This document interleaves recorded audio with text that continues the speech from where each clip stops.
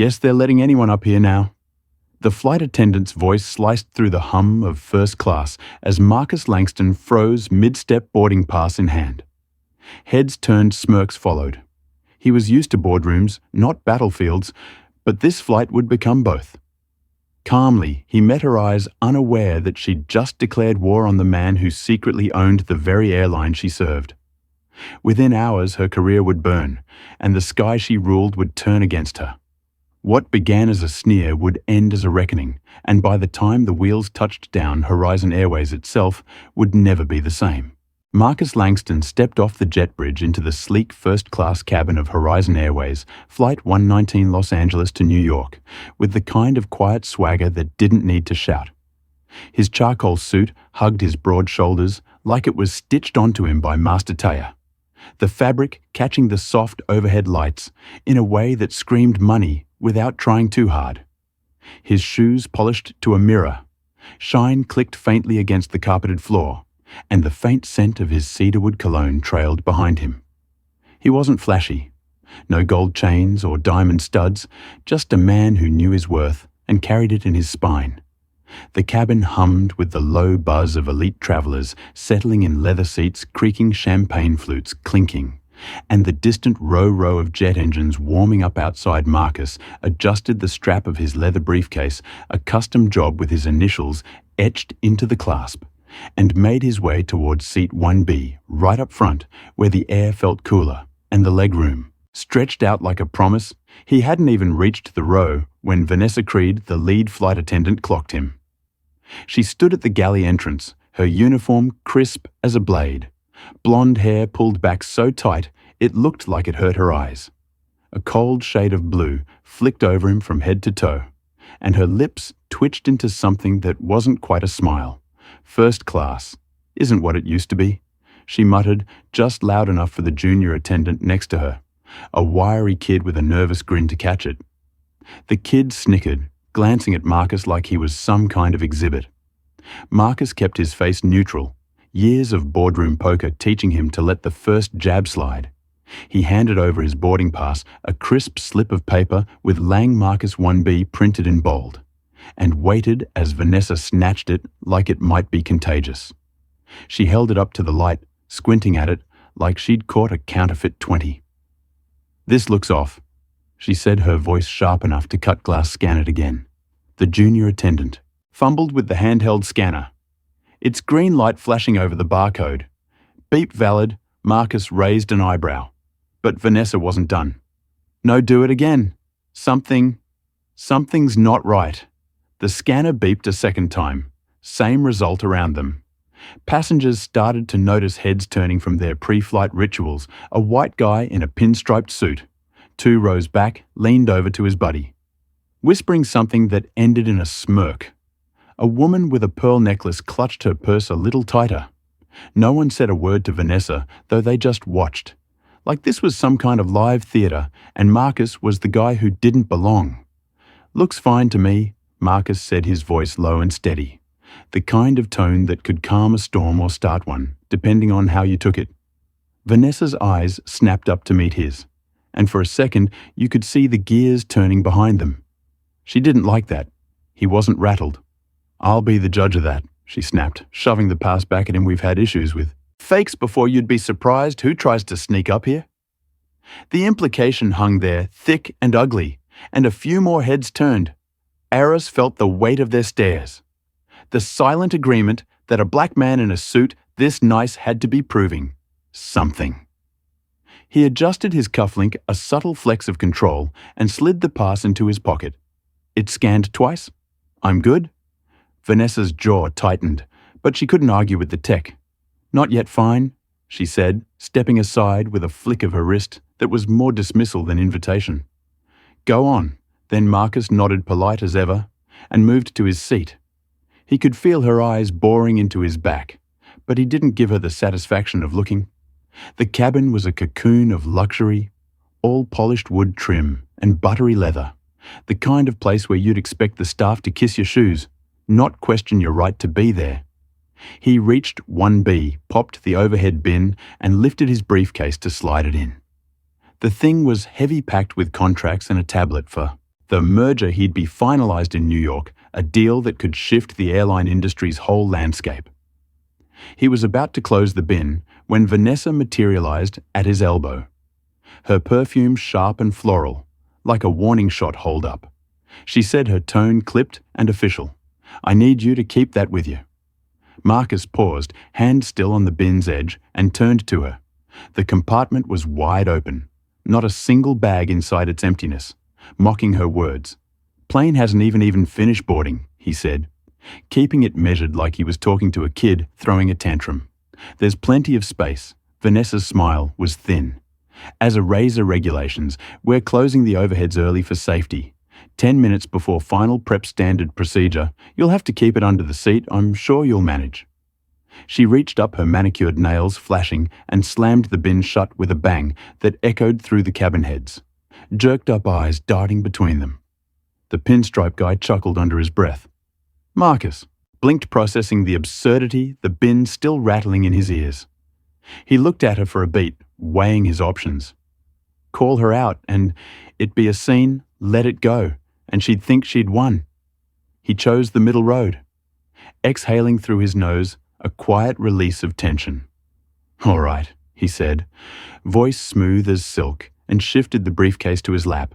It was bulky, not huge, but it dug into his thighs, the leather creaking under his grip.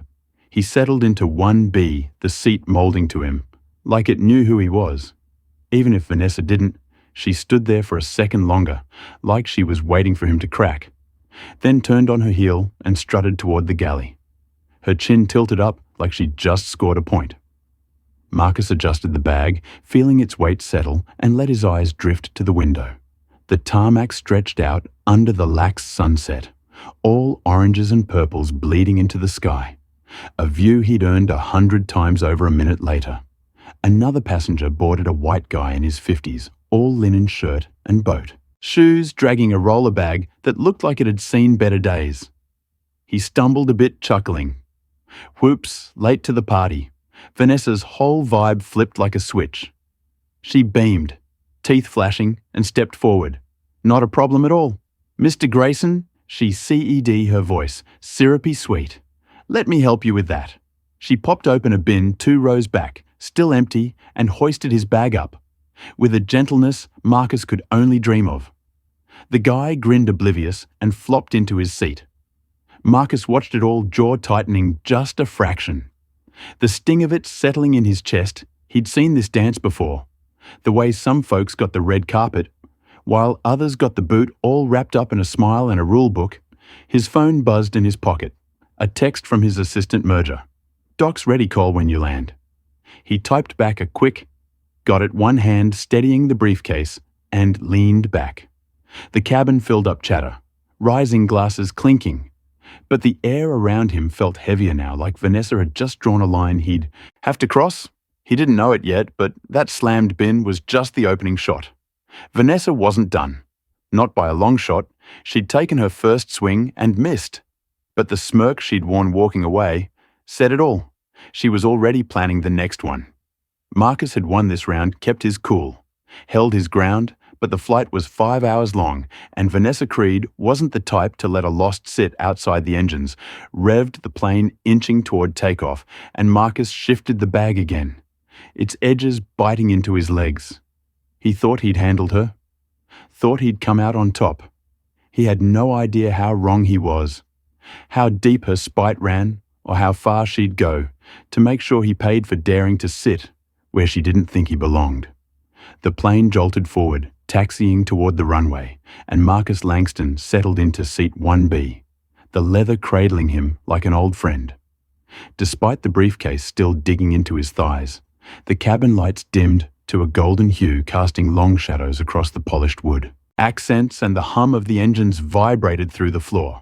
He adjusted his tie, a deep burgundy that popped against his charcoal suit, and let his shoulders relax for the first time since boarding. Vanessa's little bin stunt had been a cheap shot, sure, but he'd handled it, kept his cool. And now he could focus 5 hours to New York. Plenty of time to prep for the merger that'd make headlines. He pulled out his phone, thumbing through emails, when a shadow loomed over him. Vanessa Creed was back, her silhouette sharp against the galley lights, a clipboard tucked under her arm, and a smile plastered on her face that didn't reach her eyes. "Mr. Langston," she said, her voice dripping with fake honey. "We've got a little glitch in the system. Seems your seat's been double booked. Happens sometimes with last-minute upgrades." Marcus looked up, his brow furrowing. "I booked this 3 weeks ago," he said, pulling out his boarding pass again, the ink still crisp. 1B confirmed no upgrade. Vanessa tilted her head like she was humoring a kid who didn't get the rules. "Well, the system says otherwise. I'm afraid I'll need to move you to 9C. It's just a formality. FAA regulations can't have 2 passengers in 1 seat, right?" Her lips twitched, barely hiding the smirk. Marcus held her gaze, his fingers tightening on the pass check. "It again," he said, voice steady but edged with steel. She sighed theatrical and tapped at her tablet, the screen glowing in her hands. "Nope, still showing. 9C, let's not make this a thing." "Okay, grab your bag and follow me." The cabin was half full. Passengers sipping pre-flight drinks, but every eye swiveled toward them. Now, Marcus stood towering over her by a good 6 in and held out the pass scan. "It right here, right now?" Vanessa's smile faltered, but she snatched it, ran it through her scanner. "Beep Langston." Marcus 1B, the chirped. Her jaw clenched a muscle, ticking under her cheek, and the air between them crackled. "Must have been a glitch," she muttered, shoving it back at him. "But I still need you to move safety. Protocol." Marcus didn't budge. "Show me the rulebook," he said, calm as a lake before a storm. She blinked, caught off guard, then pivoted. "Fine, stay. But don't say I didn't warn you." He sat back down, thinking he'd won the briefcase, settling heavy on his lap again. The plane rolled faster, the runway light streaking past the window, and he let out a slow breath. Round 2 his or so, he thought. 20 minutes later, the seatbelt sign flicked off, and Vanessa was back, her heels clicking like a countdown. "All right, folks," she announced loud enough for the whole cabin to hear. "We're sorted now. Mr. Langston, 9C is ready for you. Let's go." Marcus turned incredulous. "We settled this." She leaned in, voice dropping to a hiss. "No, we didn't. FAA says, I call the shots on seating move, or I'll have security do it." The threat landed like a punch, and passengers perked up, some grinning, like they'd bet on this. Marcus weighted the merger docs in his bag, flashing through his mind he could fight, but she'd escalate, and he needed to land in 1 piece. "Fine," he said. Standing, his 6'2" frame filling the aisle, he grabbed the briefcase, its leather warm from his grip, and followed her every step. A slow burn of humiliation, she led him past the plush first-class rows, where champagne flowed and legroom stretched all the way to 9C, a middle seat crammed between a snoring guy in a tracksuit and a woman with a yapping lapdog. The galley loomed behind, its clatter of carts and faint whiff of burnt coffee seeping into the air. "Here you go," Vanessa said, her tone bright and brittle, like she'd just handed him a prize. Marcus squeezed in the armrests, digging into his hips. The briefcase wedged awkwardly between his knees. The dog yipped. The guy snored louder, and the woman muttered, "Great, now it's tight." Laughter rippled from the front pinstriped guy from earlier, nudging his buddy. "Guess he's slumming it now." Marcus kept his face, stone, but inside the fuse was lit. He'd taken the hit, moved, kept his dignity intact. What could she do? Now plenty, it turned out. An hour in the drink cart, rolled up, pushed by Vanessa herself, her movements sharp and deliberate. She handed out crystal glasses of wine to first class, all smiles and enjoy, sir, while Marcus watched his throat dry as sandpaper. She reached his row, her eyes locked on him, and pulled out a tray of steaming coffee. The aroma rich and bitter coffee, she asked, voice syrupy again. "Sure," he said, reaching for it, but before his fingers could close, she tripped her elbow, jerking just enough to send the cup tipping, scalding liquid splashed across his lap, soaking through his suit, burning his thighs like fire. He sucked in a breath, hands flying to the mess. "The sting, sharp and immediate oops," Vanessa said, stepping back, her smirk. "Barely hidden tight space back here." "My bad." The cabin erupted, gasps and snickers blending into a chorus of judgment. The dog lady yelped, watch it," while tracksuit guy jolted awake muttering, "What the hell?" Marcus gritted his teeth, the heat searing his skin, his suit now a sing ruin. Coffee dripped onto the carpet, staining it dark, and his briefcase took a hit too. The leather glistening wet, Vanessa didn't miss a beat, grabbing a stack of napkins and tossing them at him like an afterthought. "Here, clean yourself up," she said, her voice laced with glee. He snatched them, dabbing at the mess, the burn throbbing with every move, his jaw locked tight, holding back the fury clawing up his chest.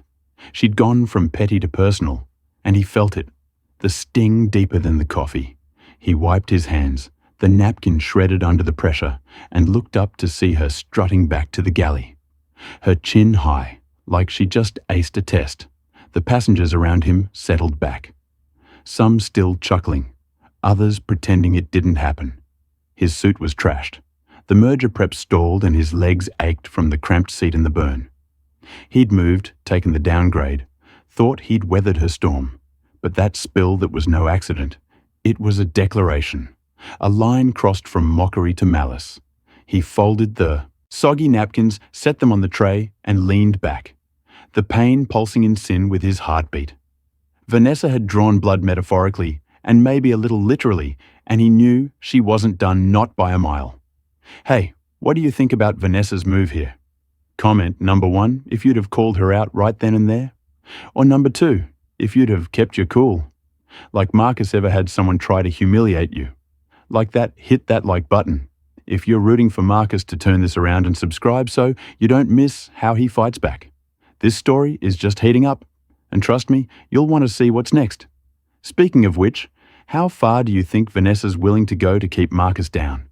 Could she top that coffee stunt with something even wilder? The coffee stain on Marcus Langston's suit had dried into a crusty dark patch by the time the plane hit cruising altitude 35. CZ0FT above the sprawling patchwork of California. His thighs still throbbed from the burn, a dull ache that pulsed with every shift in his cramped N9C seat wedged between the snoring tracksuit guy and the yapping lapdog lady. The air in the cabin felt thick recycled, tinged with the faint bitterness of spilled brew and the sharper edge of humiliation. His briefcase sat soggy between his knees, the leather warped from the splash, and he'd given up trying to salvage it for now. Instead, he leaned back the narrow headrest, digging into his neck, and focused on breathing slow and deep, letting the merger numbers dance in his head to keep the anger at bay he'd taken. Vanessa's hit-moved seats wiped off the coffee he could handle this 5 hours to New York, and he'd be free of her. Or so he thought. The cabin lights flickered as the drink cart rattled back into storage and Vanessa Creed reappeared. Her heels clicking down the aisle like a predator stalking prey, she stopped at his row, her posture stiff, clipboard clutched like a shield. "Mr. Langston," she said loud enough to wake tracksuit guy and hush the dog. "We've got a problem. Your tray table's malfunctioning." Marcus glanced down at the flimsy plastic slab in front of him. "Sticky from the coffee and wobbling on its hinges looks fine to me," he said. Keeping his tone even though his patience was fraying like a cheap rope, Vanessa's eyes narrowed, a glint of triumph flashing in them. "It's been reported as tampered with. That's a safety violation, and I'm marking you as a risk." The word risk landed like a slap, and heads turned. Passengers craning their necks to gawk. The pinstripe guy from first class, 2 row up, snorted loud enough to carry tampered. Marcus said, sitting up straighter, the ache in his legs flaring. "I didn't touch it. You spilled coffee on it." Vanessa's lips curled a smirk. She didn't bother hiding this time. "I don't know what you're implying, but passengers don't get to argue protocol. Stay put." She spun around her blonde ponytail, whipping like a lash, and marched to the galley. Marcus felt the air shift, the whispers starting up around him, a low buzz of suspicion. He clenched his fists, nails biting into his palms, and waited.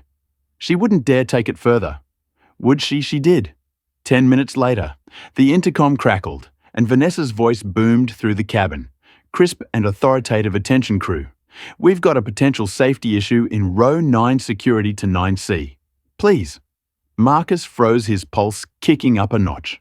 The dog lady gasped, clutching her pet closer, while tracksuit guy blinked awake, muttering, "What's going on?"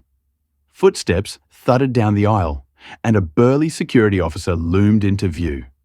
His uniform stretched tight over a barrel chest badge glinting. "Under the lights, sir," he said, voice gruff. "Step into the aisle. We need to check your belongings." Marcus stood slow and deliberate, his 6'2" frame filling the space, and handed over the briefcase. "Go ahead," he said, keeping his cool, though his gut churned nothing to find the officer. Unzipped the bag, rummaging through soggy contracts. A tablet, a charger, all standard stuff. Passengers watched, some leaning out of their seats, others pretending not to stare. The pinstripe guy whispered to his buddy, "Told you he didn't fit up front." The officer pulled out the tablet, powered it on, saw a merger spreadsheet, and frowned. "This it?" he asked Vanessa, who'd sidled up behind him. Arms crossed. "That's not the point," she snapped. "He's been disruptive since boarding check his seat." The officer shrugged, ran a hand over the tray table, found nothing but stickiness, and shook his head. "Looks clear to me." Vanessa's face tightened, but Marcus cut in. Voice smooth, as, "Granite told you. It's her mess, not mine." The officer nodded, handed back the bag, and lumbered off, leaving Vanessa fuming. Marcus sat back down. The tension in his shoulders easing a fraction, he dodged. Her bullet proved her wrong again. The dog lady muttered an apology. Tracksuit guy went back to snoring, and the cabin settled, or so it seemed. He adjusted the briefcase, its damp weight, a reminder of her last strike, and let himself think it was over. Vanessa had swung and missed twice now. He could ride this out focus on the merger land in New York, with his head high. But then he caught it, a ripple of whispers spreading from the front, soft at first, then sharper. Pinstripe guy leaned over to a woman in a silk scarf. His voice carrying just enough, she said, "He's unstable, probably shouldn't be back here either." Marcus turned slow and saw Vanessa near the galley. Her head bent close to a first-class passenger, a white guy in a linen blazer. She was talking low and fast, her hands gesturing subtly toward row N. The guy nodded, his brow furrowing, and glanced back at Marcus with a mix of pity and distrust. Vanessa moved on, weaving through the front rows, dropping the same quiet poison. "He's been a problem since LAX," she murmured to a woman with diamond earrings. "Unstable, you know how it is." The woman clutched her glass tighter, her eyes darting to Marcus, like he might snap any second. The whispers grew, a web of lies spinning tighter around him. Heard he fought the seat change. Someone said, "Yeah," and messed with the tray. Another added he felt the shift, the way the air turned sour, the stares hardening. The pinstripe guy stood stretching like he owned the place, and called out loud, "And brash, hey, why is he even here if he's causing trouble?" Vanessa paused mid-ears and turned her face a mask of fake concern. "We're handling it, sir," she said, her voice smooth as oil, just keeping everyone safe. The guy nodded, satisfied, and sat back down. But the damage was done. Marcus felt the weight of every eye, every muttered word pressing in his jaw, tensed, a muscle ticking under his skin. But he kept still, hands resting on the briefcase he'd cleared. The search shut down her accusation, but she'd flipped the script, turned him into the villain without lifting a finger. The cabin lights buzzed overhead, the hum of the engine steady, but the atmosphere around him was electric. With mistrust, a kid too rose up, peeked over the seat wide-eyed, then ducked back when his mom hissed, "Don't look." The dog lady shifted away, her pet whining softly, and tracksuit guy angled his body like Marcus might be contagious. Vanessa strutted back to the galley, her heels clicking a victory march, and Marcus caught her glance, a flicker of satisfaction in her cold blue eyes. She'd lost the battle, but won the war at least for now. His burn ached, his suit stank of stale coffee, and his reputation the one he'd built. Brick by brick was crumbling in the whispers she'd planted. He leaned back, the tray table creaking under his elbow, and stared at the seat back in front of him, its tiny screen blank. He thought the coffee was her big move, a petty jab he could shrug off, but this was a knife in the back. Twisted slow and deep, she turned the whole plane against him, made him a pariah in a space he'd paid for. Earned 10 times over his fingers, curled into the armrests, knuckles paling, but he didn't move, didn't speak. Not yet, Vanessa had upped the game, gone from physical to psychological, and he knew she wasn't stopping. The merger loomed, his phone buzzed with unread messages, and the flight stretched out ahead a gauntlet he hadn't signed up for. What was she cooking up next?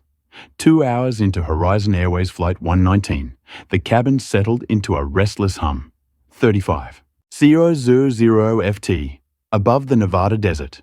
Marcus Langston sat rigid in 9C, the coffee-stained suit clinging to his thighs, the burn still stinging beneath the fabric. The tray table wobbled every time he shifted a sticky reminder of Vanessa's last strike, and the whispers from her rumor mill buzzed around him like flies. The dog lady kept her distance. Her pets, yaps now. A nervous tick while tracksuit guys snored on oblivious. Marcus tuned it out, focusing on the merger deadline. Ticking closer with every mile he needed to work. Needed to shake off the mess Vanessa had made.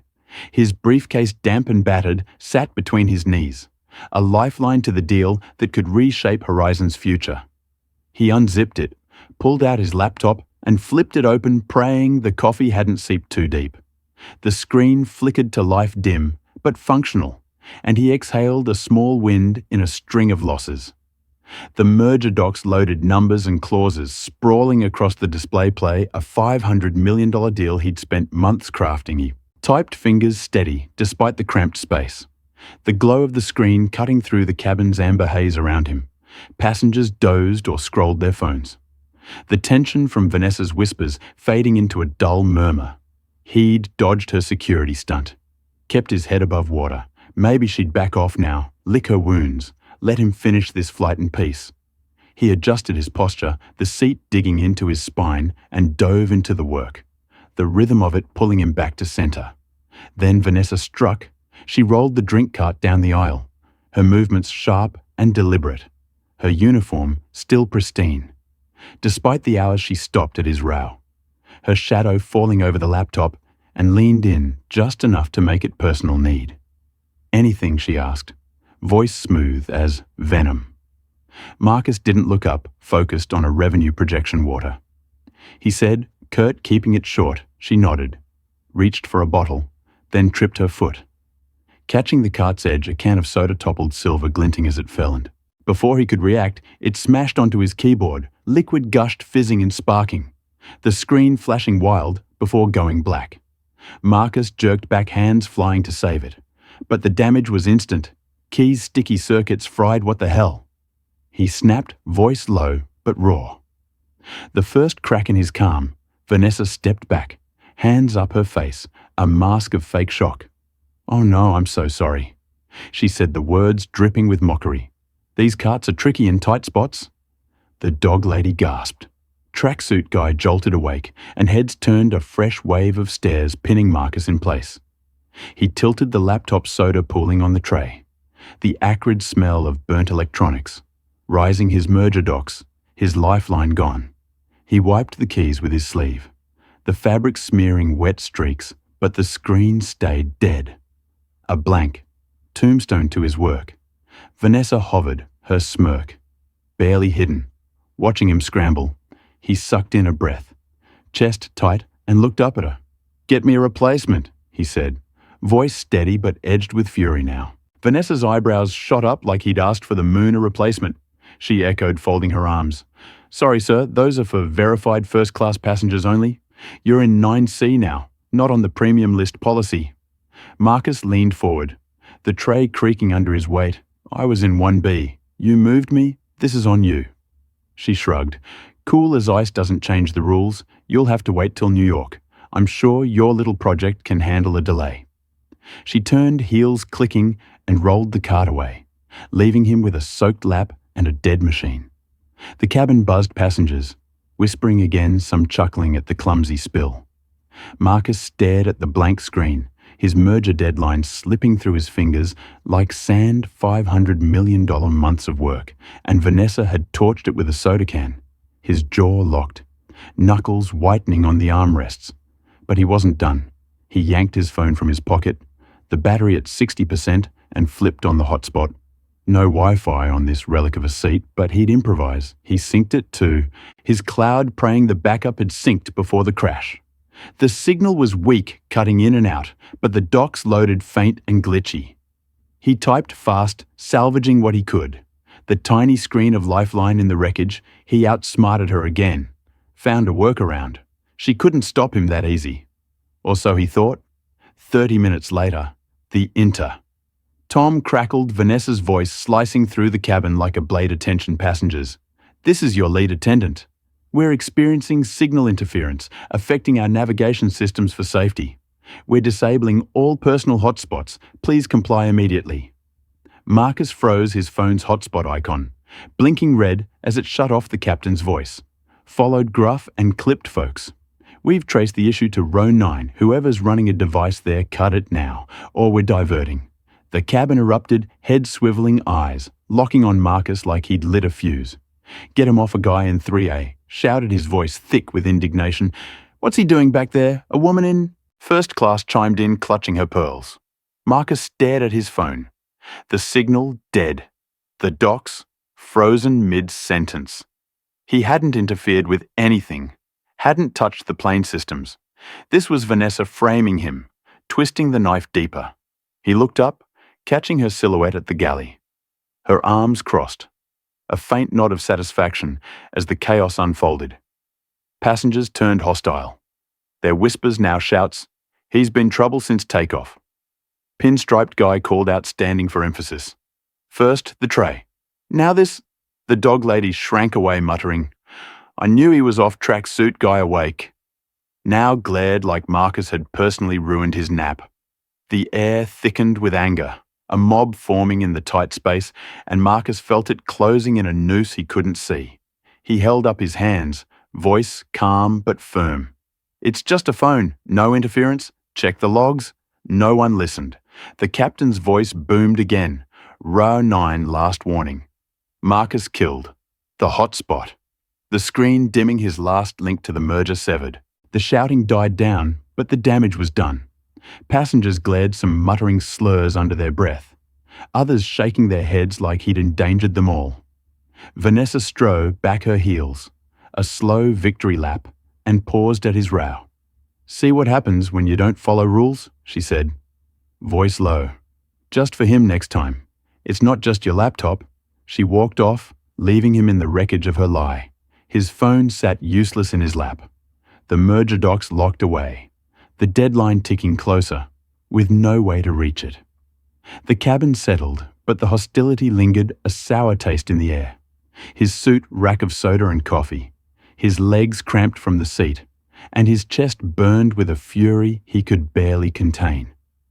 Vanessa had gone from petty jabs to outright sabotage, crippling his work, turning the plane against him. He'd pivoted, found a way around the laptop, but she'd shut that down too faster, harder, more vicious.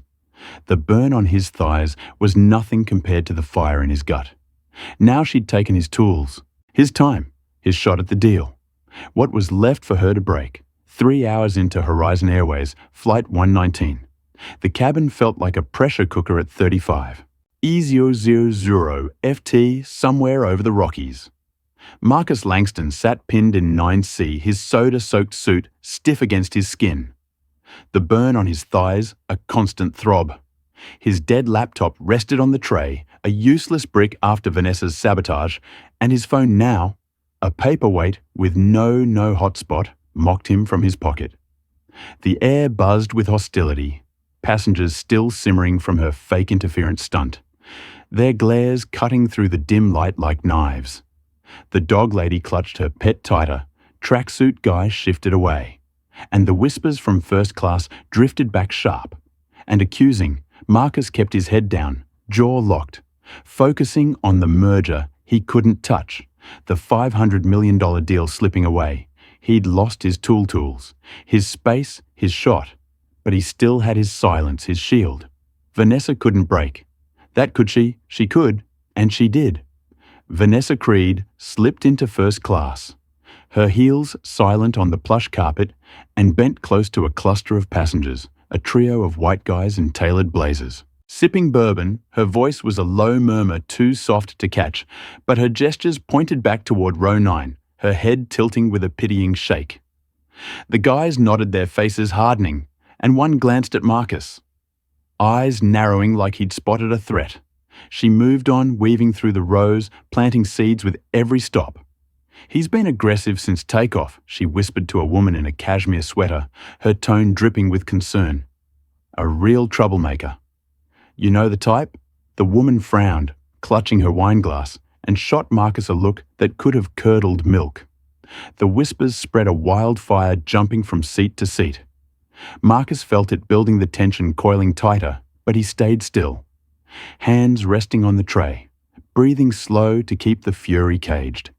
Then it hit one of the bourbon guys, stood 6 feet of entitlement in a navy blazer, and strode back to 9C, his buddies trailing like a pack.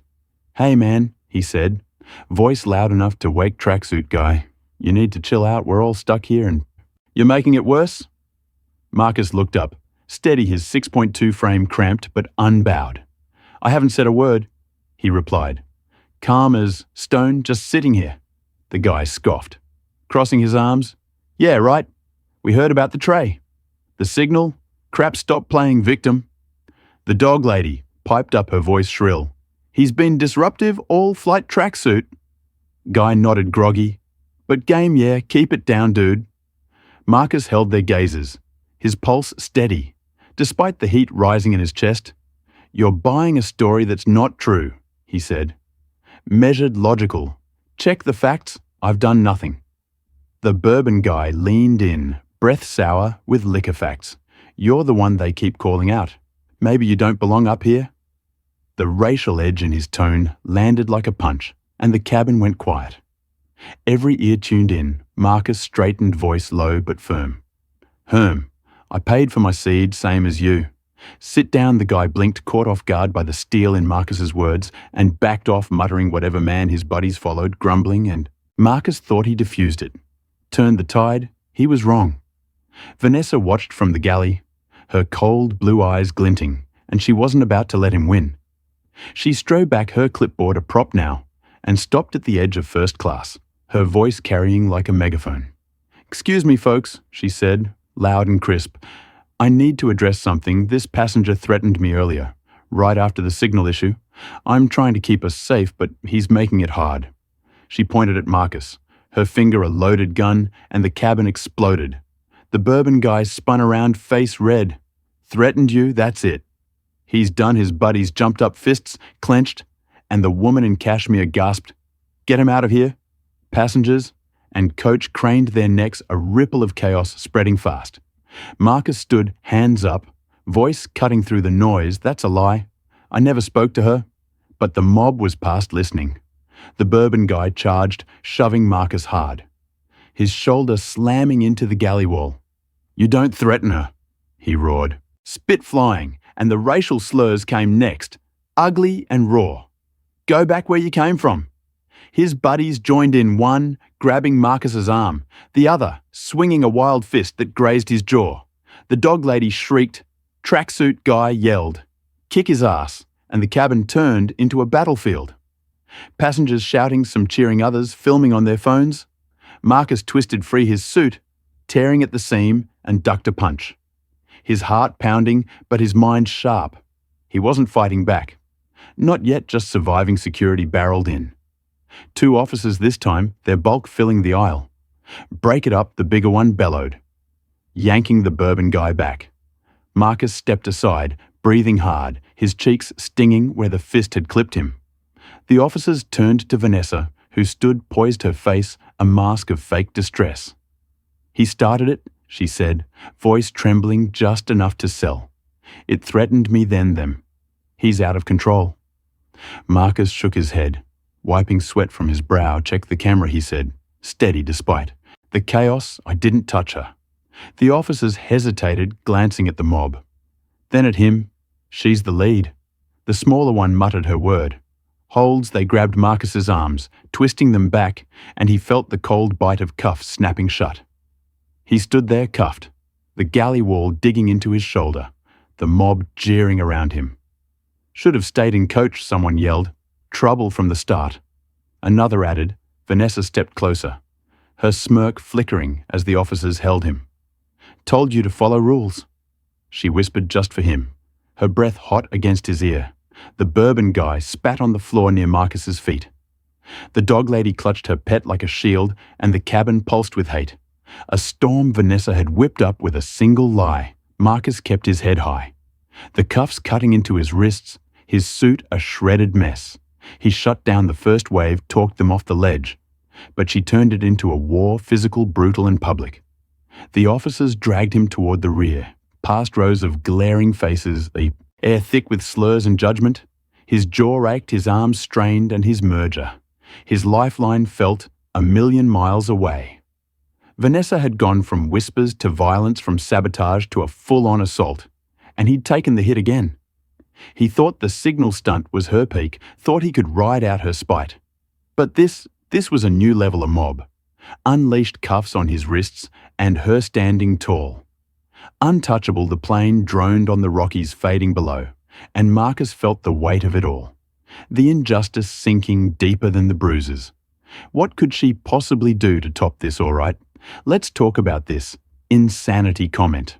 Number 1, if you think Marcus should have fought back harder, or number 2, if you respect his restraint under that kind of fire, has anyone ever turned a crowd against you? Like Vanessa did hit, like if you're raging at her right now, and subscribe to see how Marcus flips this nightmare.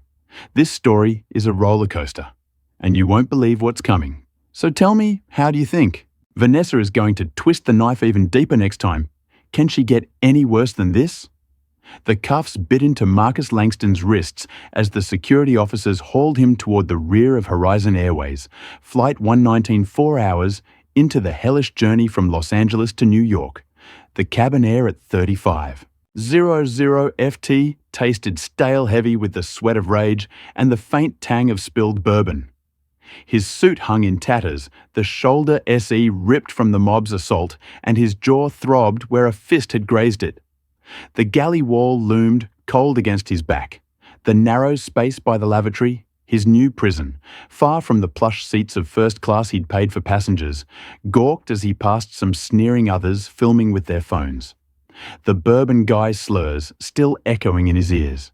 Vanessa Creed strutted ahead, her heels clicking. A triumphant rhythm, her blonde ponytail swaying like a pendulum, marking his downfall. He'd shut down her mob, kept his cool, but she turned it into a cage. He stood there cuffed, breathing hard, waiting for the storm to settle. Then Vanessa went nuclear. She stopped mid as clutching her throat with a dramatic gasp, her clipboard clattering to the floor. "Oh God," she choked out loud enough to jolt tracksuit guy awake. "I can't breathe." She stumbled, grabbing the armrest of 3A. Face twisting in mock agony, the cabin froze, eyes snapping to her. Then to Marcus. "He did this," she rasped, pointing a trembling finger at him. "That drink. He slipped something in it." The lie hit like a bomb, and chaos erupted. The bourbon guy leapt up, roaring poison. "He's a damn lunatic." The cashmere lady screamed. "We're all in danger." Passengers surged, shouting, some banging on armrests, others clutching their kids. Marcus stood stunned, the cuffs pinning his arms, his voice lost in the uproar. "I never touched her," he yelled, but it drowned in the panic. Vanessa D. boobled over her performance, Oscar-worthy, coughing and clutching her chest. "Help me," she wheezed, and the junior attendant, a skinny kid with wide eyes, rushed to her side. "Call the captain." She gasped, and the intercom crackled to life. "This is your lead attendant," she managed, voice shaking. "We've got a medical emergency, suspected poisoning, requesting immediate diversion." The captain's response was instant, gruff and urgent, diverting to Denver ETA 20 minutes. Paramedics on standby. The plane banked hard, tilting the cabin, and the seatbelt sign blazed on. Sirens wailed faintly through the walls, a sound Marcus hadn't known planes could make, and the mob turned feral murderer. A woman shrieked, "Lock 'em up the bourbon!" Guy bellowed, lunging forward, only to be held back by his buddies. Marcus's heart slammed against his ribs, the cuffs cutting deeper as he strained against them. "I didn't give her anything." He shouted, his voice raw now, cracking under the weight she's lying. The officers tightened their grip muttering, "Save it for the ground." But then a voice cut through, small but steady, from 8B. "He's right," said an older guy in a faded denim jacket, his grey beard bristling. "I saw her pour her own water. He never went near her." The officers paused, glancing at Vanessa, who was now slumped in a jump seat, fanning herself with a napkin. "You sure?" the bigger one asked. Denim jacket nodded firm. 100%, she's playing you." The cabin wavered, doubt flickering in the mob's eyes, and Marcus seized it. "Check the cameras," he said, steadying his breath. "Galley footage right there, it'll show." "I didn't move." The officers hesitated. Then the smaller one radioed the cockpit. "Captain, we've got a witness requesting video check minutes." Doctor dragged the plane, descending fast, the Rockies looming jagged through the windows. The intercom buzzed again. "Footage confirms," the captain said. "Clipped, no contact. Stand down." The cuffs loosened, snapping off, and Marcus rubbed his wrists, the red marks stark against his skin. The mob deflated, muttering, some slinking back to their seats. Vanessa's head jerked up her act, slipping a flash of fury in her eyes. He'd beaten her again, turned her lie inside out. He was free, or so he thought. She wasn't done. The plane touched down in Denver, tires screeching on the tarmac, and paramedics stormed aboard, their boots thewing like a drum roll. They swarmed Vanessa, who'd revived enough to sob convincingly, but her gaze locked on Marcus, cold and calculating as they checked her vitals. Normal across the board. She leaned toward the lead Met voice. A whisper, "He attacked me in the chaos." She said, tears. Welling artfully grabbed my arm, threatened worse. "I'm scared." The medic frowned, glancing at Marcus, now standing by the galley, his torn suit and bruised jaw, making him look the part. "You sure?" he asked. Vanessa nodded, clutching her sleeve where a faint red mark bloomed. Self-inflicted, but perfectly timed. The officer spun back, faces hardening assault. "The bigger one said, stepping toward Marcus. "That's a new claim." Marcus raised his hands, voice steady despite the exhaustion. "She's lying again. I didn't touch her," but the medic pointed at her arm, the mark glaring. "Under the lights explains this," how he asked. The bourbon guy piped up. "I saw him lunge a lie, but it stuck." The officers grabbed Marcus again, cuffs snapping back on tighter this time, and dodged him toward the exit. "You're under arrest," the smaller one said. Pending investigation. Vanessa watched her smirk, hidden behind a tissue, as paramedics wheeled her off a queen, exiting her stage. The jet bridge loomed cold and grey as they pulled him out, the Denver night air hitting his face like a slap. Sirens blared outside, red and blue lights flashing through the windows, and passengers cheered from the cabin, a twisted victory chant. "Good riddance," the cashmere lady called. "Should have known tracksuit guy." Added awake for once, Marcus stumbled, the cuffs yanking his arms back, his merger forgotten, his freedom dangling by a thread he'd cleared. The poisoning turned the mob's tide with a witness thought he'd survived her worst, but Vanessa had flipped it from a fake emergency to a real arrest. Her lies sharper, deadlier, pinning him with a crime he didn't commit. His shoes scuffed the jet bridge floor, the officer's grip iron tight, and he caught a glimpse of Vanessa through the window, stretched out her eyes, meeting his for a split second. That smirk subtle, but they told him everything. She'd lost the poisoning gambit, but she doubled down, turned a defeat into a death blow. Assault was no small charge, not with her mark, and a witness she'd coached. His jaw ached, his wrists bled, and his merger. His empire teetered on the edge of collapse. The cops loomed ahead, badges glinting, ready to book him, and the plane sat silent behind a tomb of his dignity. Vanessa had gone from mob to murder frame, from cuffs to a cell, and he felt the noose tightening. How much deeper could she bury him? The Denver airport terminal stretched out cold and cavernous as Marcus Langston stumbled off the jet bridge, the cuffs slicing into his wrists like dull razors. The night air bit through his torn suit. The coffee and soda stained stiff against his skin, and his jaw pulsed with a bruise from the mob's wild swing. Red and blue lights flashed outside, casting jagged shadows through the glass, while the two security officers gripped his arms, their boots thewing on the tile behind him. Horizon Airways Flight 1119 sat grounded, its passengers spilling out. With murmurs of triumph, Vanessa Creed's stretcher rolling away under paramedic escort, her fake poisoning had failed undone by a witness, but her assault lie had landed, pinning him with a charge that echoed in the cops. Stern faces he'd cleared one trap. Thought he'd survived her worst, but now he was here cuffed and cornered. The merger deadline ticking down to nothing he needed out fast.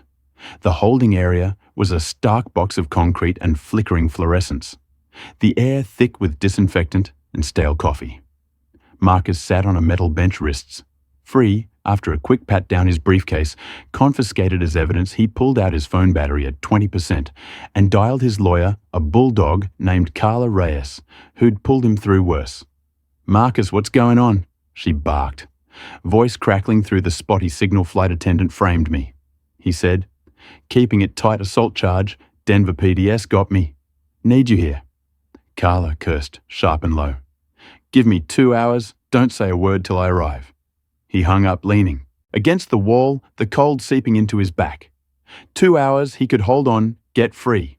Salvage the merger. Vanessa's lie wouldn't stick. Not with cameras and witnesses. Carla stormed in at 10 a.m., her pinstripe blazer sharp as her tongue, and tore into the cops with a stack of paperwork. "Thicker than a novel. No evidence," she snapped. "Slapping down the flight manifest. My client's clean, and your accusers got no proof." Beyond a bruise, she could have made herself the lead cop. A grizzled guy with a buzz cut squinted at the boarding pass Marcus had kept 1B glaring in black ink. Witness says he lunged, he grunted, but Carla cut him off. Witness who the drunk guy, egging on a mob, checked the galley cam. It'll show nothing. The cops grumbled, but the footage request went through, and 30 minutes later, the grainy video cleared him. No grab, no threat, just Vanessa's arm. Mark unexplained. The cuff stayed off. The charge dropped, and Marcus walked out. Carla at his side, the night air sharp against his bruised face. "You're good," she said, clapping his shoulder. "Go nail that merger he thought he'd won. Beaten Vanessa's assault frame with cold, hard proof." His phone buzzed, Carla handing him a charger from her bag, and he plugged in merger docs still, in the cloud deadline tight but doable. He hailed a cab to a hotel, the Denver skyline glinting under a crescent moon, and crashed on a stiff mattress suit still reeking sleep. Hit hard, a brief escape, and he woke at 6 a.m., ready to fly out on the next Horizon red-eye. He showered, borrowed a spare shirt from the hotel desk, and headed back to the airport. His stride firm, his mind locked on New York. Vanessa was done. Her stunt had crashed and burned. He'd survived the cuffs, the mob, the lies. What could she do from a stretcher plenty? It turned out at the check-in kiosk. His boarding pass wouldn't print the screen flashing red restricted passenger. Marcus frowned, tapping it again. Same result. A Horizon agent, a young woman with a nervous smile, approached Mr. Langston. "There's an issue," she said, voice trembling. "You've been flagged by HR. No-fly status effective." Immediately his gut dropped. The air sucking out of the terminal flagged. For what he asked, voice low but edged, she handed him a printout. Horizon letterhead stark against the page. Disruptive behavior. Flight 119, complaint filed by V. Creed, backed by crew testimony, your ban pending review. Marcus stared at the words, the paper crumpling in his fist. Vanessa hadn't just lied to the cops. She'd gone systemic, weaponizing the airline against him. He called Carla from the curb, the morning sun glaring off the glass doors. "They banned me," he said. Pacing the merger clock, ticking in his head.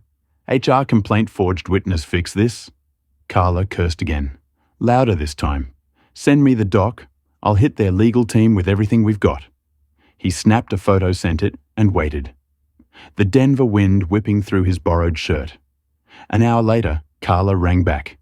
"Got the complaint tossed," she said, in triumphant, no evidence crew statements, a copy-paste job, you're clear to fly. Marcus exhaled relief, flooding his chest, and booked the next flight 10:00 a.m. To JFK, he boarded no cuffs, no mob, just a quiet seat in coach. The merger back in reach. Vanessa's HR trap had crumbled.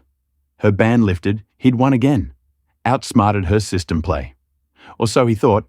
By noon, his phone lit up with alerts, a flood of notifications pinging. As the plane climbed, he opened one. A tabloid headline screaming in bold, violent fraud. Disrupts Horizon flight faces. Ban his stomach. Sank the words, blurring into a nightmare. The article spun a tale of Marcus as a raging con man, attacking crew, endangering passengers, all sourced to an insider named Vanessa Creed. Photos splashed across the page, grainy shots from the flight. His torn suit and cuffed wrists framed like guilt saucers. Say he's a fake exec with a rap sheet. It read, lies piled on lies. His inbox overflowed with hate mail. Go back to the gutter fraud Horizon's better without you. Each one a dagger Vanessa had sharpened. He scrolled hands, shaking the merger doc's forgotten clients texted, "Is this true?" His assistant called voice. Frantic boss. The merger team spooked. They saw the article. I see. Marcus clenched his jaw, the bruise pulsing, and Googled his name. The story was everywhere. Ex-posts amplifying it. Horizon thug trending with memes of his face photoshopped onto jail bars. Vanessa hadn't just banned him, she torched his name. Turned a failed arrest into a national smear. He called Carla voice tight, sue the tabloid. He said trace it to her. She agreed, but the damage was rolling. Unstoppable, he landed in New York at 3:00 p.m. The skyline grey and looming, and checked his email. A leaked message from Vanessa to a crewmate. Hit his screen, should have stayed in coach. He's done now. The cab ride to his hotel was a blur. Hate mail. Piling up his phone, buzzing like a hornet's nest. The merger teetered clients, bailing his reputation a smoking ruin. He'd beaten the arrest, walked free. Thought he'd outmaneuver her HR play, but Vanessa had gone bigger, systemic, hitting him where it hurt most. His name, his legacy. The bruise on his jaw was nothing compared to the gut punch of seeing fraud next to his face online. She'd lost the ban, but she'd won the war painting. Him as a monster to millions. His merger hung by a thread. His empire wobbled. And Vanessa sat somewhere smirking, her stretcher long gone. How much more could she take from him? Marcus Langston slumped in the back of a New York cab.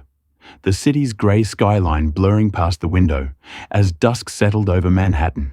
His torn suit R of coffee and soda, the bruise on his jaw a dull arc. And his phone buzzed relentlessly with hate mail. A venomous swarm sparked by Vanessa Creed's tabloid smear. The Denver arrest was behind him. The HR ban lifted, but the violent fraud headline had gone viral. The Horizon thug trending like a wildfire he couldn't douse. Clients were bailing. The merger teetered, and his name built over decades lay in tatters. He'd landed at JFK 3 hours ago, free but fractured, and now he stared at his inbox. Vanessa's leaked taunt should have stayed in coach, burning into his retinas. He'd beaten her legal trap, thought he'd salvaged something, but she'd hit his reputation with a sledgehammer. He needed a lifeline fast. He dialed Ethan Carver, Horizon CEO, and an old college buddy, his voice hoarse as it crackled through the line. "Ethan, it's Marcus, you've seen the news. It's lies, all of it." Ethan's sigh was heavy, the kind that carried weight. "Yeah, man, I saw total garbage. What the hell happened up there?" Marcus ran it down, the seat swap, the coffee, the mob, the arrest. "Vanessa's every move. She's a flight attendant with a grudge," he said. "And she's tanking me. I need you to kill this story." Ethan paused, then came back firm. "I'll dig into it. Get HR on it. Shut it down. You're a shareholder. Marcus, not some thug. We'll fix this." Relief washed over him, a thin thread of hope. Ethan had pull, could squash the smear, save the merger. Marcus hung up, leaning back, the cabs, vinyl creaking under him. He'd won a round, rallied an ally. Vanessa couldn't touch him now. By morning, Ethan delivered Marcus woke in his hotel room, a stiff bed in Midtown, to a text. HR reopened the case. Complaints trash. You're reinstated. Fly whenever he exhaled. The weight lifting a fraction and checked his email. The merger team was back on spooked, but willing the $500 million deal still breathing. He showered, swapped the borrowed shirt for a crisp white one from his suitcase, and headed to Horizon's Manhattan office. A gleaming tower on Fifth Avenue, the lobby buzzed, suits and briefcases swirling, and he strode in, head high. Despite the bruise ready to reclaim his ground, Ethan met him on the 40th floor, a corner office with a view that swallowed the city, and clapped his shoulder. "You're good, man. We've got your back." Marcus nodded, relief sinking deeper. Vanessa's media hit had stung, but he turned it around, kept his empire intact. Or so he thought. That afternoon, his phone pinged with a board alert, a secure email from Horizon's exec team. He opened it, expecting routine merger updates, but the subject line froze him. Emergency vote shareholder conduct. His stomach dropped, a cold sweat prickling his neck as he read. Due to recent events compromising company integrity, the board has voted to freeze Marcus Langston's shares effective immediately. Conduct.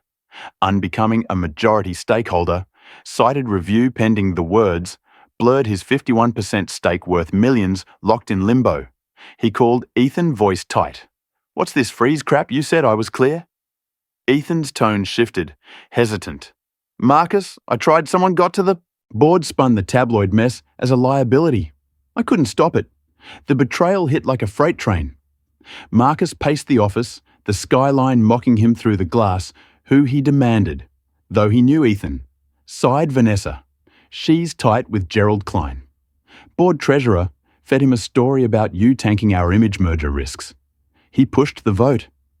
Marcus's jaw clenched, the bruise pulsing. Gerald, a silver-haired relic who'd never liked him, had the clout to sway the board.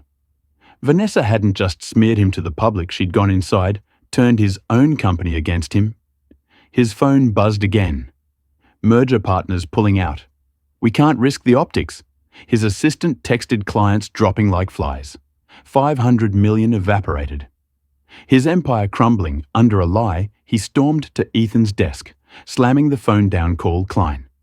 Now Ethan dialed speaker on, and Gerald's growly voice filled the room. "Ethan, this about Langston." Marcus cut in voice steel. "You froze my shares on a tabloid hit. I'm the reason Horizon's still flying." Gerald chuckled, dry and cold. "You're a PR disaster, son. Vanessa showed us the article. The ban, the arrest. We can't have that tied to us." Marcus leaned in, fists. "Bald. It's fabricated. I've got proof, cameras, witnesses." Gerald snorted. "Too late. Damage is done. Shares stay locked till we sort it." The line clicked dead, and Marcus stood there, chest heaving. Ethan staring at the floor. His phone lit up again, a leaked email from Vanessa to Gerald popping into his inbox, forwarded by an unknown source. "Langston's a liability," it read. "Should have stayed in coach. Cut him loose, and I'll handle the fallout." The words seared into him. Her smirk bleeding through the text. She'd lost the HR ban, watched him walk free from Denver, but she pivoted, stabbed him in the back with a boardroom blade. His merger was dead.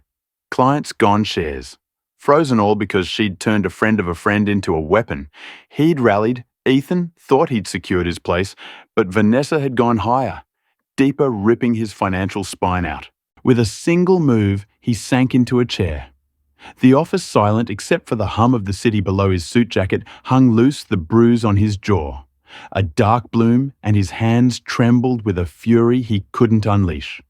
The merger was history, his reputation of punching bag, and now his stake in Horizon. The airline he'd built, from the ashes, dangled out of reach. Vanessa had escalated from cuffs to headlines to corporate sabotage, each hit more brutal, more precise. He'd thought the tabloid was her peak, thought he could claw back from the smear.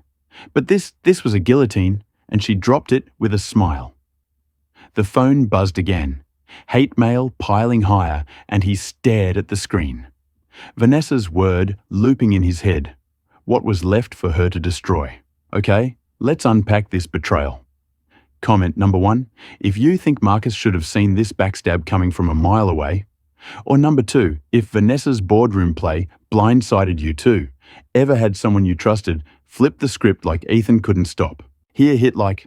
If you're screaming for Marcus to fight back and subscribe to catch how he tackles this mess, this story is hitting peak chaos and you won't want to miss the next twist. So tell me, how do you think Marcus can bounce back from losing his shares and his merger in one brutal swoop? What's Vanessa got up her sleeve to keep this war raging? Marcus Langston stood in the Horizon Airways office on 5th Avenue, the Manhattan skyline, a grey smear through the 40th floor windows as night swallowed the city. His borrowed white shirt clung to his sweat-damp skin. The bruise on his jaw, a dark stain, and his torn suit jacket hung over a chair like a fallen flag. His phone buzzed incessantly, hate mail flooding in the fallout. From Vanessa Creed's tabloid smear and the board's share freeze still burning through his life. The merger was dead. Clients had bolted and his 51% stake in Horizon sat locked away a fortune he couldn't touch. Ethan's betrayal, however unwilling, stung deep in Vanessa's. Leaked email should have stayed in coach, looped in his mind like Ong. He'd rallied his CEO, Ally, thought he'd stemmed the bleeding. But she'd gutted him at the top. Now he sat hands clenched, staring at the skyline, plotting his counterstrike. He didn't wait long. Marcus pulled his laptop from his suitcase, a spare he'd grabbed from the hotel, and synced it to his cloud, the merger gone. But his evidence intact, ticket stubs, boarding passes, witness names from Denver, all catalogued like a war chest. He called Carlo Reese, his lawyer, voice low and urgent. Carla, I've got proof. Flight cams, passenger vids. Everything, leak it to the press. Flip this narrative, she didn't hesitate on it. I'll hit CNN, get the truth out. By morning, he sent the files, the upload bar crawling, as the hotel Wi-Fi stuttered and paced the room. The carpet muffling his steps by dawn. The story broke a headline, blazing across screens. Horizon passenger framed by Attendant evidence clears name.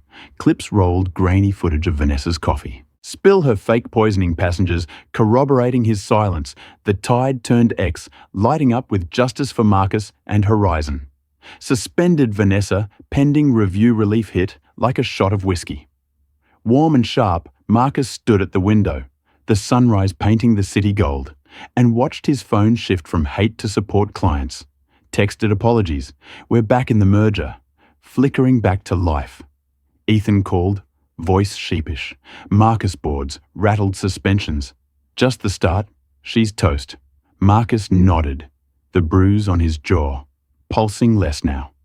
Good, he said, clipped and hung up. He'd flipped. Her smear turned her lie into his weapon, and the world saw it. Vanessa was grounded, her career circling the drain, and he walked taller, the office airlighter he'd won. Claw brought his name back from the gutter. She couldn't touch him now, not after this or so. He thought that afternoon his phone screamed with alerts, a new wave crashing over his fragile victory. He opened X, and his blood ran cold. His account, a Marcus. Langston was posting, but not by him. A photo of his face, photoshopped onto a mugshot, glared back, captioned, "First class, thug caught at last." Another post followed a fake confession I scammed.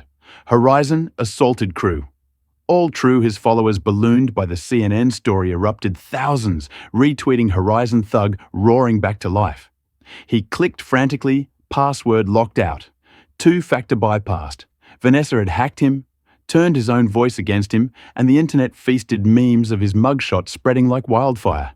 His stomach churned, the room spinning as he dialed, "Carla, she's in my account," he said, voice shaking. "Posting lies. Killing me again." Carla cursed, loud and sharp.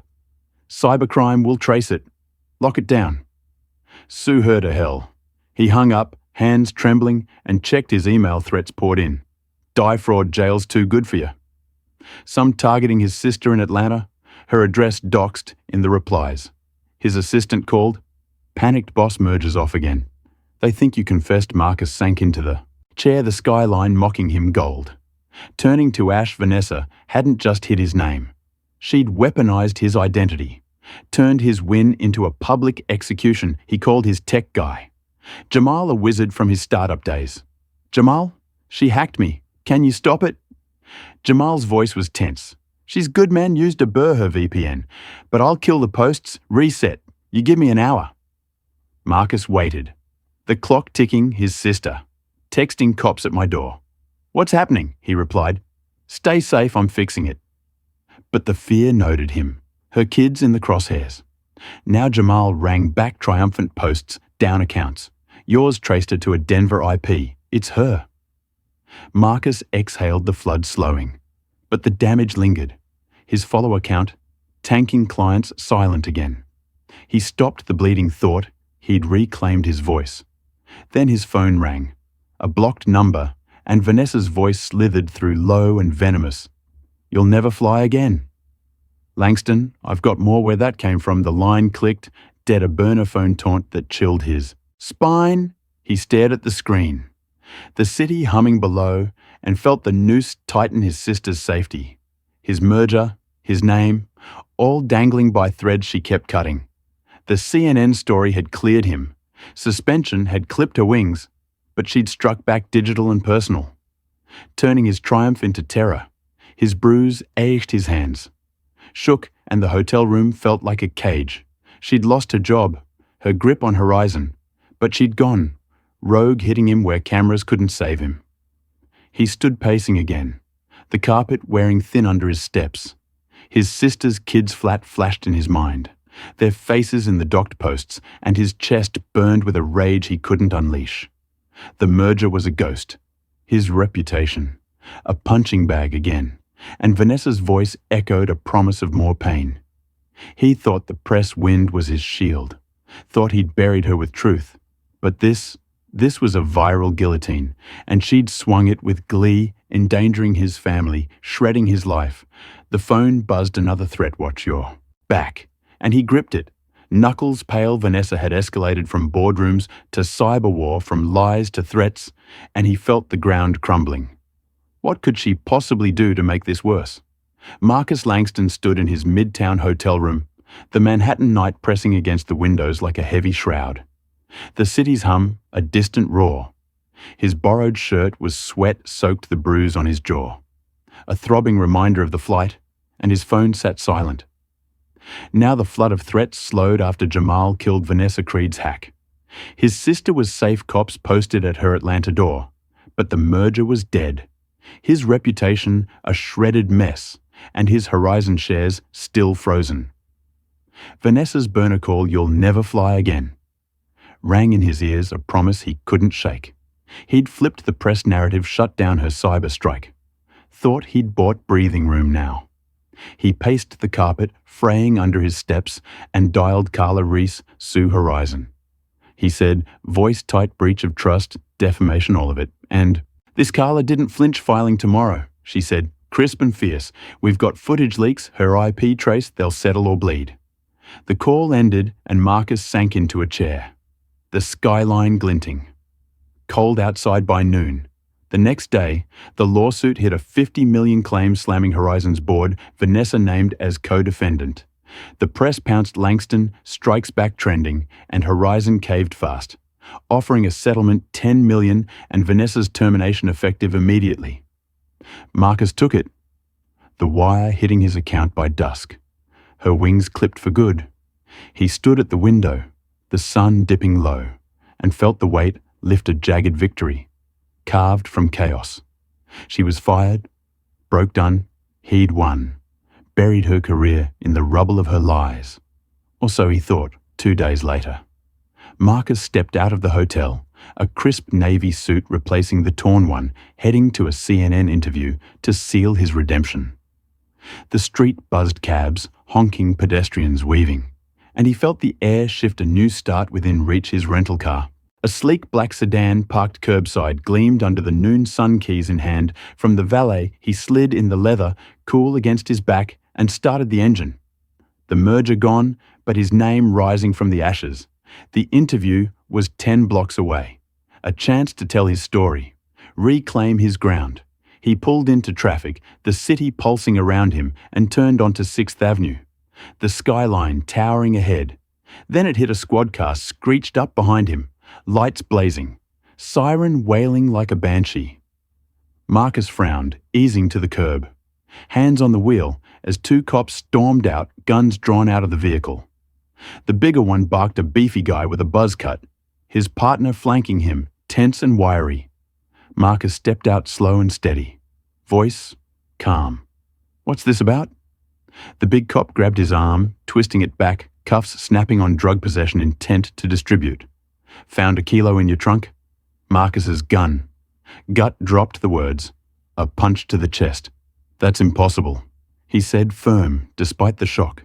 "I don't touch that." "Stuff." The wiry cop smirked, popping the trunk, and there it was, a brick of white powder in a clear bag glaring under the sun. The street froze. Passers-by, gawking phones out. Filming the takedown. Marcus Langston. "You're under arrest," the big cop said, shoving him toward the squad car. 20 years if it sticks. Marcus's mind raced, the cuffs cutting into his wrists. The settlement, money useless. "Now it's a setup," he said, voice rising. "Check the car. I just got it." The cops ignored him, slamming the door, and the siren blared as they peeled out the sedan left curbside like a crime scene at the precinct, a concrete box stinking of bleach. They booked him print, smudged mugshot, snapped the real one. This time, he called car from a holding cell. The line crackling planted drugs, he said, low and urgent. "Vanessa, get me out," she swore. "Fierce bailing you now. Tracing it? Hold tight." Carla arrived in an hour. A whirlwind in pinstripes and posted bail. $200. 000 cash, the settlement's first dent. Marcus walked out, wrists raw. The navy suit wrinkled and climbed into her car. The city a blur outside rental records show it was clean. She said, handing him a tablet, valet swapped keys. 2 minutes before you left security. Cam caught a woman blonde, slipping something in. "It's her." Marcus stared at the grainy. Still Vanessa's face smirking under a cap. The bag in her hand. "She's fired," he said. Voice hollow. "How's she pulling this?" Carla's eyes narrowed. "Sheck desperate gone rogue. I'll get the charges dropped. Nail her for tampering by nightfall." The evidence hit the day, the valet confessed to a bribe, and the case collapsed. Mark is free again. He thought it was over, the frame up undone. Vanessa's last gasp snuffed out. He crashed at Carla's safe house, a Queen's brownstone exhaustion pulling him under. But at dawn, his phone screamed. A news alert jolting him awake. Langston caught in drug bust, live on CNN. The headline blared his arrest video, looping the interview slot. Now a circus, the anchor smirked from hero to zero in hours. His sister texted more threats, kid scared, and his chest burned. The air sucking out of the room he'd beaten. The charge walked free, but Vanessa wasn't done. A black SUV roared past the brownstone, swerving close, and he ducked. Instinct kicking in minutes later. It came back, tires screeching, and rammed his parked rental off the curb. The car tumbling into a ditch, metal, crunching like bones. Marcus Dove behind the couch glass, shattering as the SUV peeled out a brick through the window, landing at his feet. "Next time you're in it," scrawled in red. His breath-hitched heart slamming the ditch 50 FT deep outside. Water pooling in the wreckage. Carla burst in, gun drawn, and pulled him up, her face pale. She hired someone, she said, voice shaking, attempted murder. Now Mark stood, legs trembling, the navy suit speckled with glass, his sister's kids, the merger, his name, all targets. And now his life hung by a thread. He'd won the lawsuit, crushed her career, beaten the drugs, but Vanessa had gone lethal. A thug's wheel, her new weapon, staging a crash that nearly took him out. He stared at the brick, the red ink bleeding into the floor, and felt the rage boil over a fire he couldn't dehouse. The settlement was a hollow way, his freedom, a mirage, and Vanessa's smirk loomed in every shadow she'd lost. Her raison lost her grip, but she turned to blood, pushing him to death's edge. His phone buzzed a text from an unknown number. "Told you I had more," and he gripped it. Knuckles white. The brownstone creaked the ditch outside a grave he dodged, and he knew she wasn't stopping. She'd escalated from hacks to hits, from lies, to a literal wrecking ball. How much closer could she get to ending him? Marcus Langston crouched behind the couch in Carla's Queen's brownstone glass, crunching under his knees, the dawn light filtering through shattered windows. The brick, with "Next time you're in it," scrawled in red, lay at his feet, a taunt from Vanessa Creed after her thug rammed his rental car. Into a 50F ditch outside his navy suit was speckled with shards. The bruise on his jaw, a pulsing ache, and his breath came in sharp bursts. The near myth of death still rattling his bones. His sister's kids were under threat. His merger long dead. His Horizon shares frozen, and his name dragged through viral mud. The $10 million settlement sat in his account, a hollow win against Vanessa's escalating war from hacks to drugs. To this a literal hit, he'd beaten her frame up, walked free from the precinct. But she'd pushed him to the edge of a grave now, in a hospital little bed at St. Luke's, hooked to an IV for a cracked rib. From the crash he fought back, Carla stood guard. Her gun-holstered eyes scanning the street through the blinds. "She's gone full psycho," she said. Voice low, "and fierce cops are on it, but we need her buried." Marcus nodded, pain shooting through his side, and pulled his laptop from the suitcase. Carla had salvaged the IV tugged at his arm, but his fingers flew, digging into Vanessa's past. He built an empire on research on knowing his enemies. And now he turned that lens on her, hacking into Horizon's HR database with a backdoor he'd kept from his shareholder days.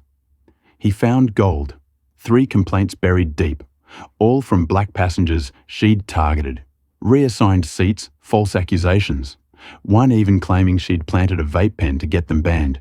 Each case hushed up her record, scrubbed by a sympathetic exec.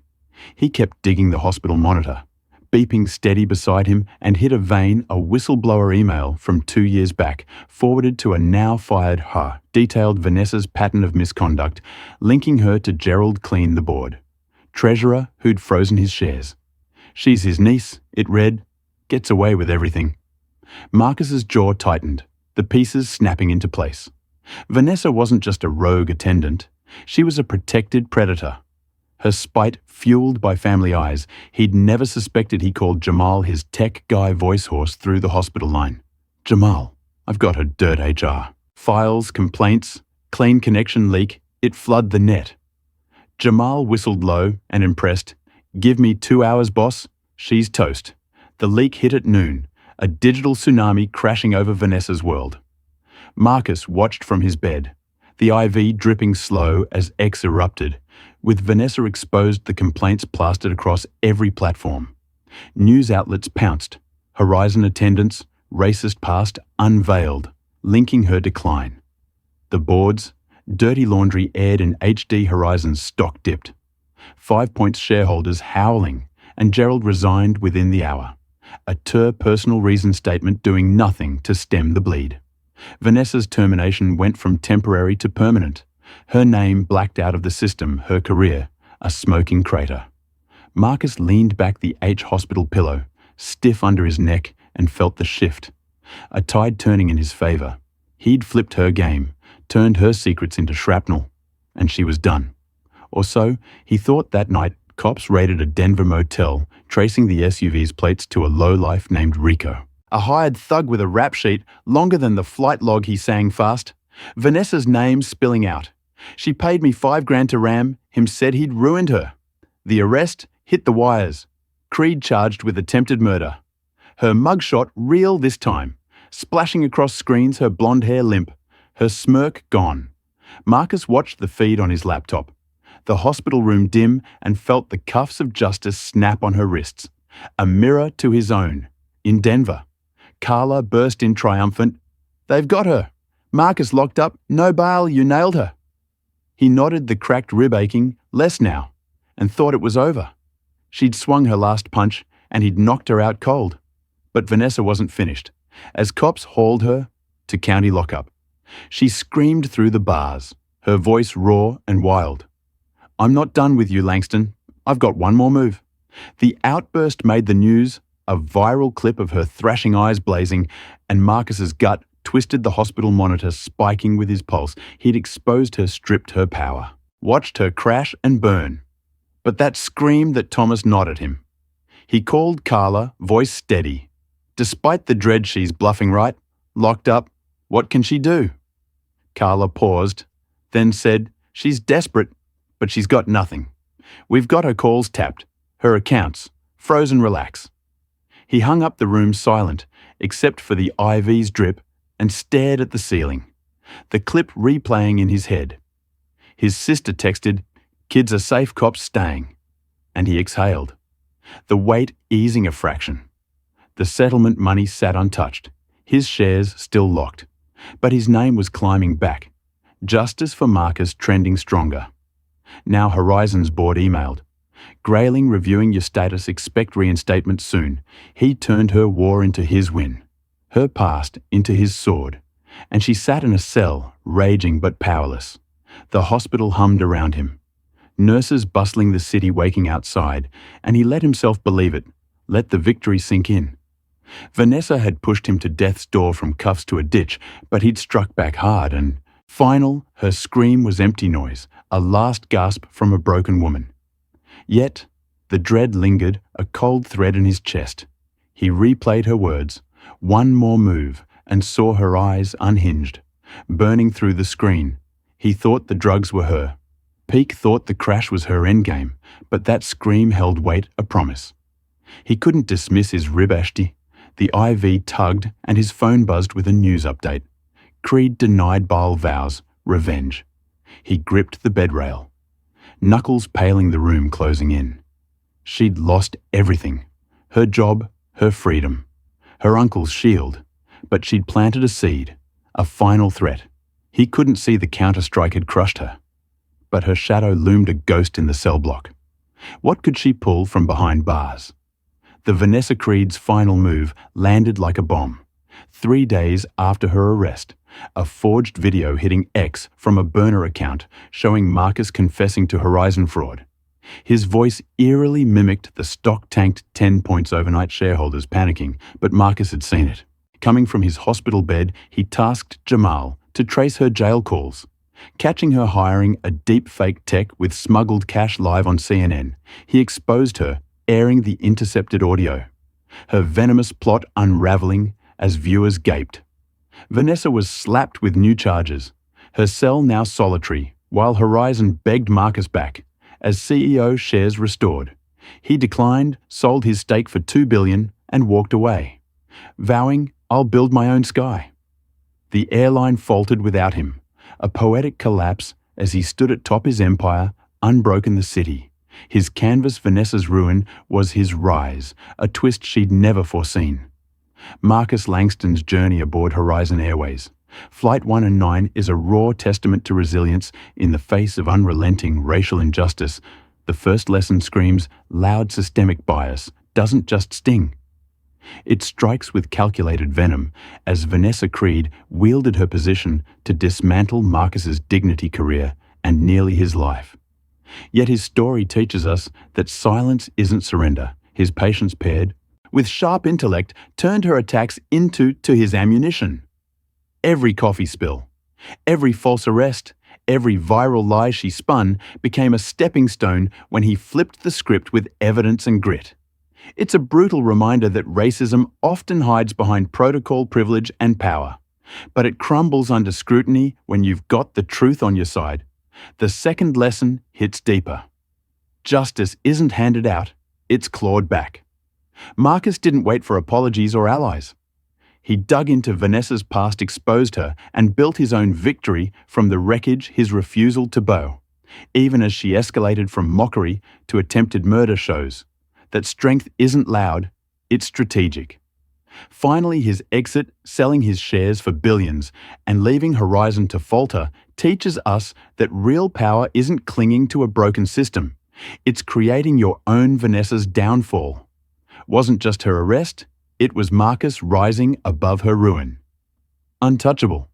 So what's the takeaway? Fight smart, not just hard, and never let hate. Define your worth. Now let's hear from you. Comment below. Have you ever turned someone's attack into your win hit? Like if Marcus's comeback fired you up? Subscribe for more stories of grit and share this. If you believe truth can topple tyranny, thanks for riding this roller coaster with us. Here's to building your own sky, unbroken and bold.